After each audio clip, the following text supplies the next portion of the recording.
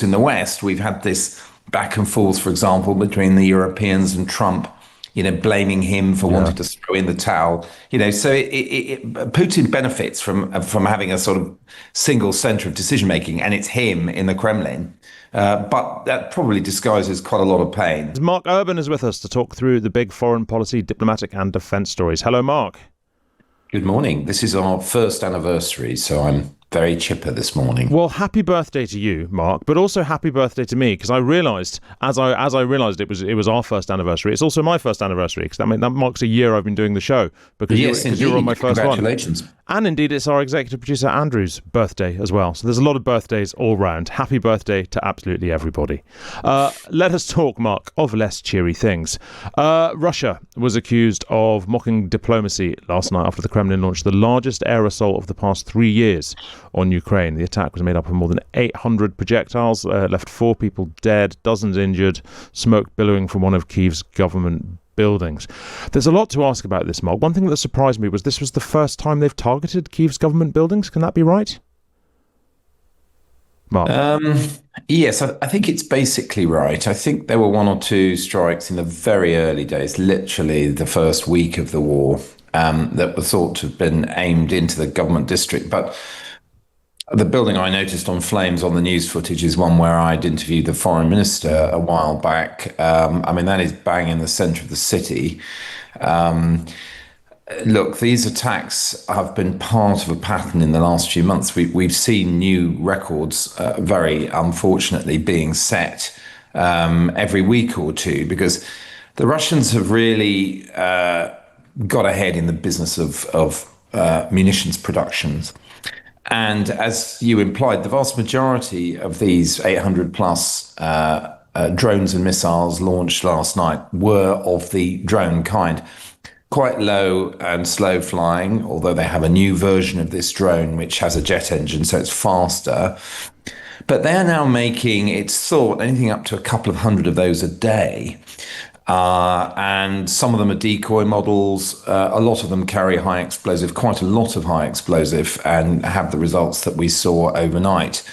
They mix in with that cruise missiles and sometimes ballistic missiles. In other words, the ones that go racing up into the sky and come plunging down at very, very high speed. So there are all kinds of different challenges there for the Ukrainian air defenses. But generally, the majority of them are of this Shahed or Geran type, which is the drones. They're launched in great waves, and the aim is to overwhelm the defenses. And I think the problem, if you're Ukraine, is that Russia has succeeded in ramping up the production of these. I would estimate pretty much doubling it this year, the daily production, at a time that, weapons supplies, including from the US, have been reduced for Ukraine.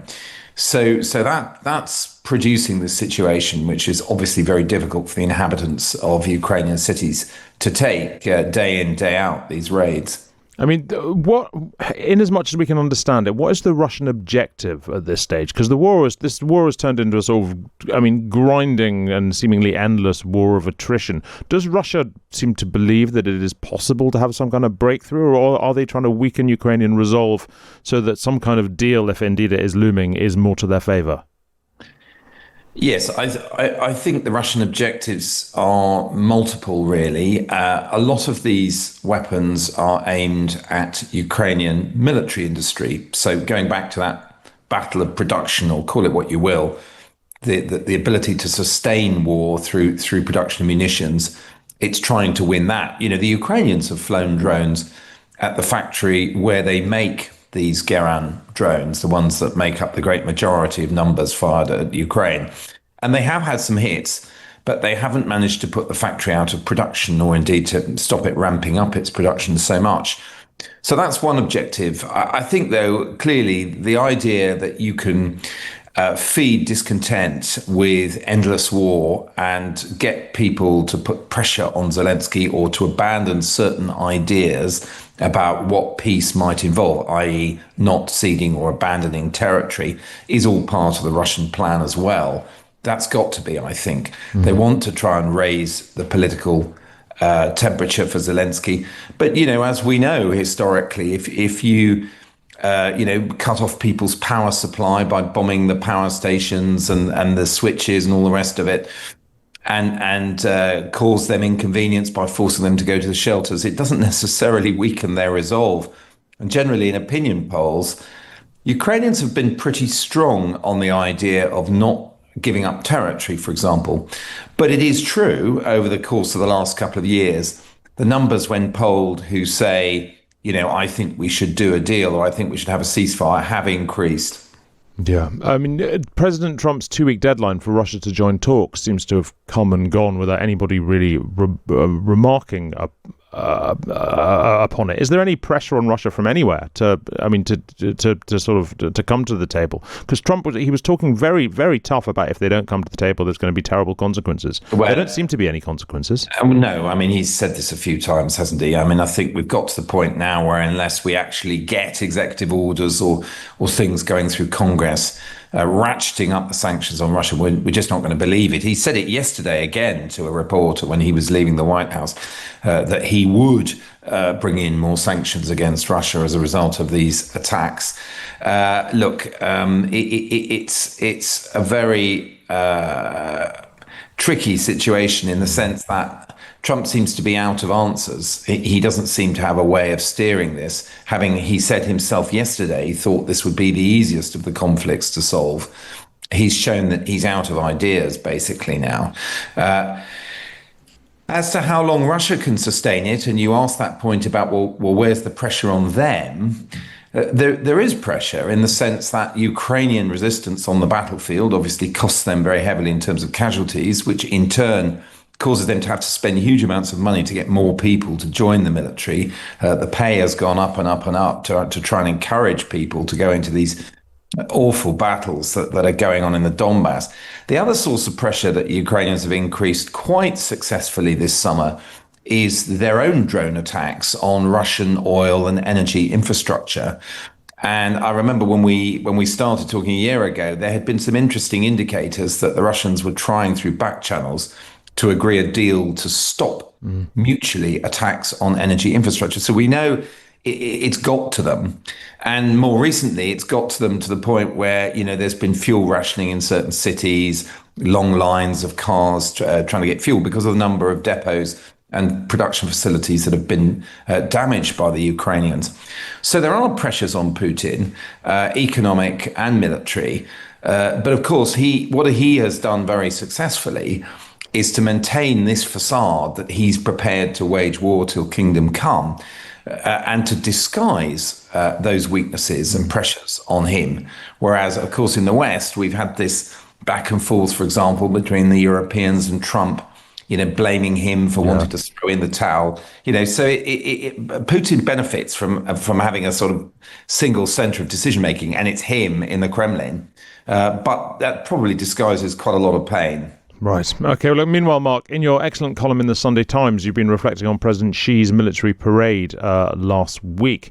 It was sort of quite unlike anything we've seen, at least in recent times. Was it seen as a massive diplomatic success in Beijing as well? Well, yeah, I guess they're really pleased with it. I mean, generally, they don't do it that often, this type of huge national display of military might.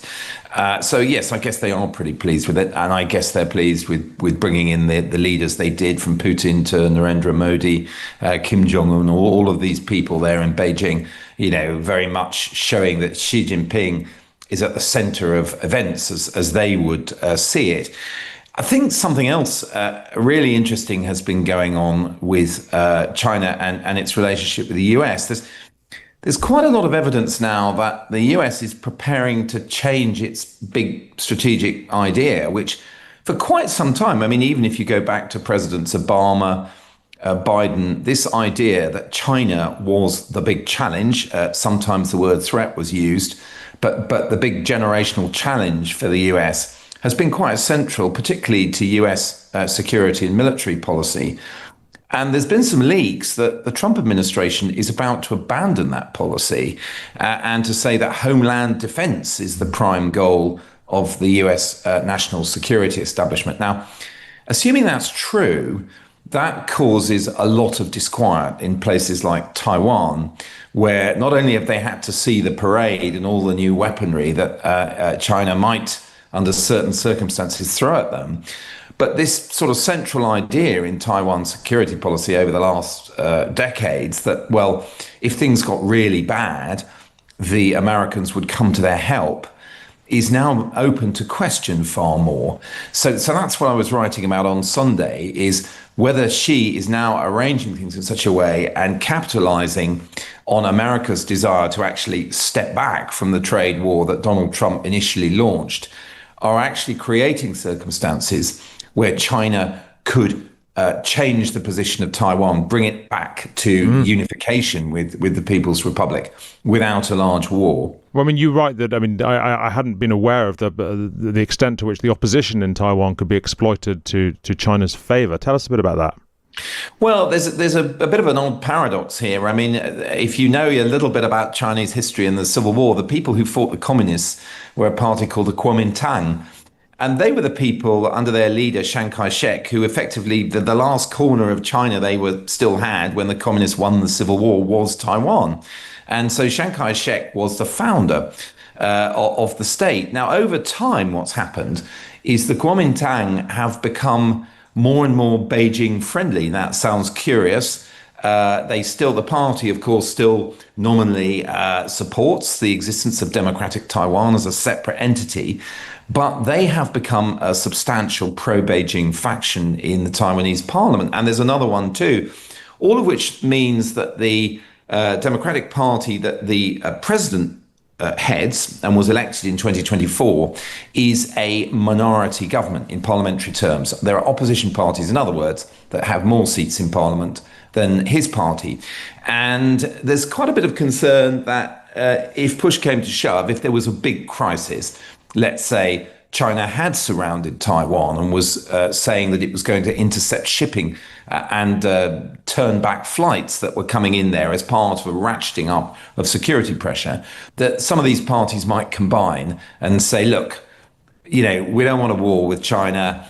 Let's stop this kind of misunderstanding and tension happening. Let's get delegation in from the People's Republic into Taipei, the capital of Taiwan, to sort of liaise and make sure things don't go wrong. That sort of scenario is the scenario now that I think many people in the region believe is possible if China chooses a moment in the next year or two to ratchet up military pressure, but short of all-out war, and at the same time exploit the kind of political groundwork and information warfare that it's been doing in Taiwan for many years to bring to a head the kind of what you might call the pro-peace camp, or the people who don't support, outright confrontation with China, to bring about a kind of soft union of the two countries. I mean, this would be a real paradigm shift from America as well, because when America sort of made it plain that it intended, or at least wished, to retreat militarily from Europe and disengage itself from Ukraine to the extent that was possible, this was generally understood as being a pivot to Asia, in order to be able to devote more resources to Asia.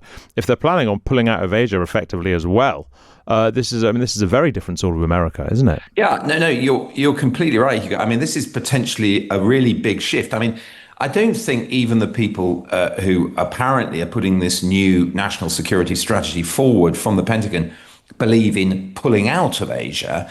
But what it apparently does is relegates the competition or confrontation with China to secondary status. It would cease to be the main national security objective of US policy.